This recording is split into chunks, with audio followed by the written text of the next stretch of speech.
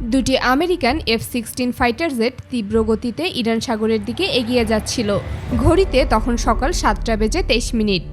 তাদেরকে এক বিশেষ মিশনে পাঠানো হয়েছিল।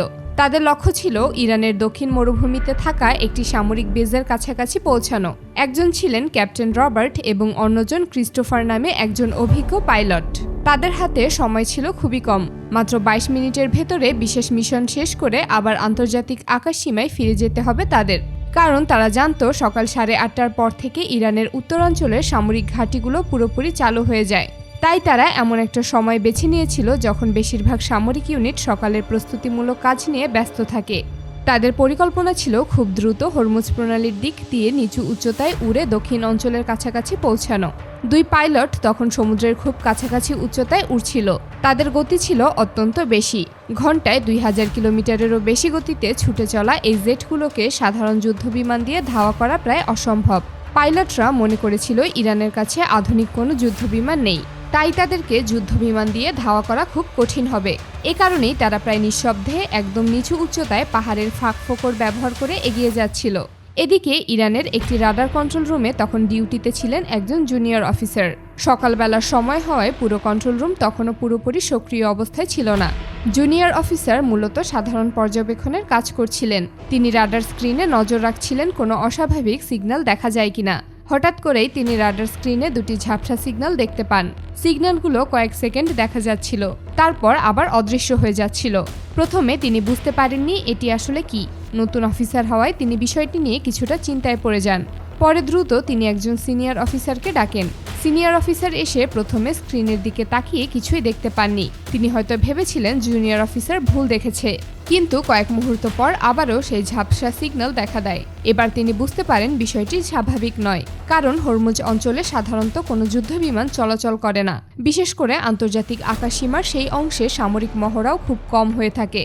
সঙ্গে সঙ্গে উন্নত রাডার এবং এয়ার ডিফেন্স সিস্টেম চালু করার নির্দেশ দেওয়া হয়, কিন্তু সকালের সময় হওয়ায় সব ইউনিট পুরোপুরি প্রস্তুত হতে কিছুটা সময় লাগছিল। অনেক সিস্টেম তখন স্ট্যান্ড বাই মোডে ছিল, সেগুলো সম্পূর্ণ সক্রিয় করতে প্রায় 10 থেকে 15 মিনিট সময় লাগার কথা ছিল। এদিকে আকাশে থাকা দুই পাইলট হঠাৎ করেই তাদের বিমানে সতর্ক সংকেত লক্ষ্য করেন। বিমানের ভেতরের সিস্টেম দেখাচ্ছিল কেউ তাদেরকে রাডার লক করছে, অর্থাৎ কোনো এয়ার ডিফেন্স সিস্টেম কিংবা ক্ষেপণাস্ত্র তাদের অবস্থান ট্র্যাক করার চেষ্টা করছে। বিষয়টি দেখে তারা অবাক হয়ে যায়, কারণ তারা ধারণা করেছিল এত নিচু উচ্চতায় এবং এত বেশি গতিতে উড়লে সহজে ধরা পড়বে না। কিছুক্ষণ পরেই তারা আকাশে দ্রুত গতিতে ধেয়ে আসা একটি মিসাইল দেখতে পায়। ইরান সাধারণত SAM-6 সিরিজের এয়ার ডিফেন্স সিস্টেম ব্যবহার করে থাকে। এই সিস্টেম থেকে ছোড়া মিসাইল অত্যন্ত দ্রুত গতিতে উড়ে লক্ষ্যবস্তুকে অনুসরণ করতে থাকে। তখন দুই পাইলট দ্রুত বিমানের ফ্লেয়ার সিস্টেম চালু করে। এই ধরনের ফ্লেয়ার ব্যবহার করা হয় মূলত ক্ষেপণাস্ত্রকে বিভ্রান্ত করার জন্য, কিন্তু এয়ার ডিফেন্স সিস্টেম থেকে আরও 6টি মিসাইল ছোড়া হয়। তখন দুই জেট দ্রুত আন্তর্জাতিক আকাশসীমার দিকে ফিরে যাওয়ার চেষ্টা করে। রাডার কন্ট্রোল রুমে থাকা অফিসাররা স্ক্রিনে দেখতে পাচ্ছিল ঝাপসা দুটি সিগন্যাল দ্রুত দূরে সরে যাচ্ছে, কিন্তু হঠাৎ করেই একটি সিগন্যাল অদৃশ্য হয়ে যায়। তখন সিনিয়র রাডার অফিসার বুঝতে পারেন একটি মিসাইল তার লক্ষ্যবস্তুতে পৌঁছাতে সক্ষম হয়েছে। এরপর পুরো ঘটনা বিভিন্ন আন্তর্জাতিক গণমাধ্যম এবং সামাজিক যোগাযোগ মাধ্যমে ছড়িয়ে পড়ে। পরে আমেরিকার পক্ষ থেকে জানানো হয় এটি ছিল একটি রুটিন সামরিক মহড়া এবং ভুলবশত বিমানগুলো ওই অঞ্চলের কাছাকাছি চলে গিয়েছিল। অন্যদিকে ইরানের পক্ষ থেকে কঠোর বার্তা দেওয়া হয়।